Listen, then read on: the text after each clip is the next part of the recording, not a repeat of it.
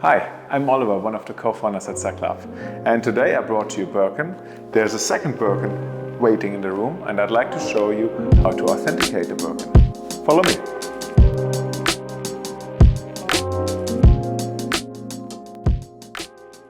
So today we have two Birkins over here, a Birkin 25 here and a Birkin 30 over on this side. This one is gold-plated hardware, color is mushroom, which is a bit of an off-white tone. And this here that I'm gonna unbox now is Birkin 25 in biscuit. So the first you need to recognize the shape of the Birkin is sort of like a tote bag with a flap on top that can be closed. And that has always been the case. The form and format of the bag has not changed since the bag was introduced in the late 70s, beginning 80s basically. Then design is basically a timeless composition by Hermès. And let's look first at the leather, the structure. Both bags are made from Togo leather here, and Togo leather is a grainy leather, as you can see. So if you use the back side of your hand, you can see that the leather feels smooth, but at the same time you feel the structure of the leather on the back of your hand. And I think that's something that's very unique for this type of material, because the leather at the same time is a bit slushy, it feels very sporty, very young in my opinion. And a lot of bags who are a counterfeit product, they don't have that feeling. Let's look at the handles. The handles are rolled handles, so they're basically, the leather has been rolled until you see the part over here that is stitched together, and then the edges of the leather have been covered by a little coating in order to keep the structure and keep it very nice. And this is the same that every handle of the Birkin bag has. The coating always points towards each other in the middle, and the outside is neatly rolled. So from the outside, it looks very perfect. This coating that is on the handle over here, you'll find everywhere on every edge of the bag. The coating should not be too thick. It should be an appropriate amount of coating. And sometimes you can even see over here a little bit of the structure of the leather underneath it. What often is the case with items that are not authentic is that the coating is too thick, stiff, and it doesn't feel right in the proportion of the bag towards the coating itself. So that's something for me that I'm always looking at and give it a little bit more attention. That the coating seems to be quite nice and really nicely made. The coating, as you can see, can have different colors. So Hermès uses different colors depending on which tone the leather is itself. So that's not a typical sign of a bag being authentic or not, just if they have different coating colors.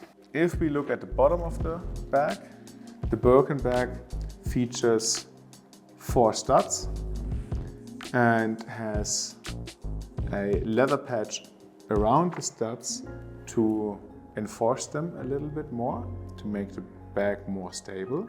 The studs are usually formed in a V shape and then have a little bit of a straight top towards the bag. That's very subtle.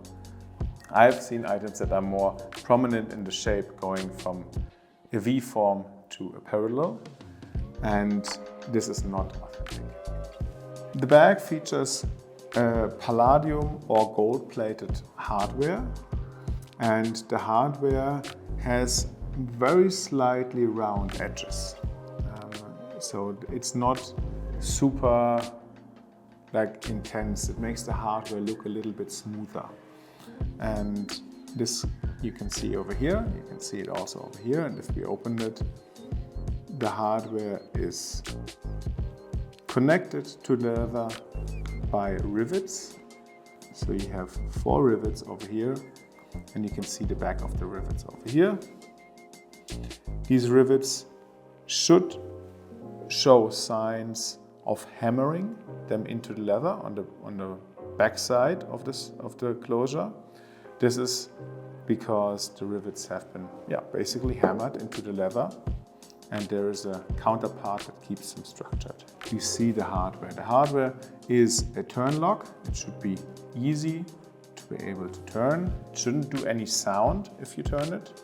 And on the other side you have two holders for the straps that go into place. You can put them in here. These holders should not look like as they would be pushed into the leather. They are very neatly sitting on top here, almost like blending into the leather. There is no structural impact that these things give on the rest of the body of the bag. There is a logo that is sitting on top of the turn lock. The logo is usually not exactly centered in the middle over here. It is a little bit towards the upper edge. And the logo should feature Hermès Paris, made in France. The moment you see the logo pushed into the leather, it's a strong identification that this is not made in an Hermès workshop. Hermès doesn't use it this way. So, looking at the inside of both bags, the insides are made from a different type of leather than the outside. The outside is made from calf leather and the inside is made from goat leather. This is always happening for the Birkin bags. And the reason for this is that the goat is much more scratch resistant. So if you have a key or anything that goes inside your bag, that key doesn't scratch so easy. If we look at the inside, what we can see is we have one compartment over here, and we have a zipper compartment on the back side of the bag. There's a zipper going up here, and those are basically all the compartments that the Birkin bag has. You also notice that the bottom has these glued edges together. This bag is called a retourné style, meaning it's returned inside. The leather is on the inside, glued together. There's also a version of the Birkin that features the leather edges to be on the outside, which is called a cellier cut. If you look on the upper right hand side of the Birkin bag, you will see a serial code, a year stamp that's going on the end of the handbag. And this serial code is starting with one letter, which identifies the year the bag has been produced, and follows with a sequence of letters and numbers. Looking also at the inside, one thing you can also always do is just smell the bag. The bag should not smell anything too strong leathery. It should not smell like glue. It should not smell like any chemicals or something. It should have, if it's a brand new bag, it should have a very, very subtle odor from Hermès, but it doesn't represent a leather type or anything. And this usually goes away if the bag is carried for 2 to 3 months. And then it should have no smell at all, actually. One thing that we can also look at is the lock and clochette that comes with each Birkin bag. So this is a little silver or gold plated lock, and it arrives on this little clochette, and it has 2 keys that correspond to it. You can open that lock. If we look at the lock has an engraving on top saying the Hermès brand. It has a little number below that, and then it has a number that should correspond to the number of the keys. And that way the lock is able to be opened. The lock itself feels heavy. It doesn't feel super light. Compared to the bag, I have the feeling it corresponds to the weight of the bag very well, so that's actually a nice thing. One thing to say is, if you have a look at the lock on the bottom and you see the engravings should always look kind of perfect. They shouldn't be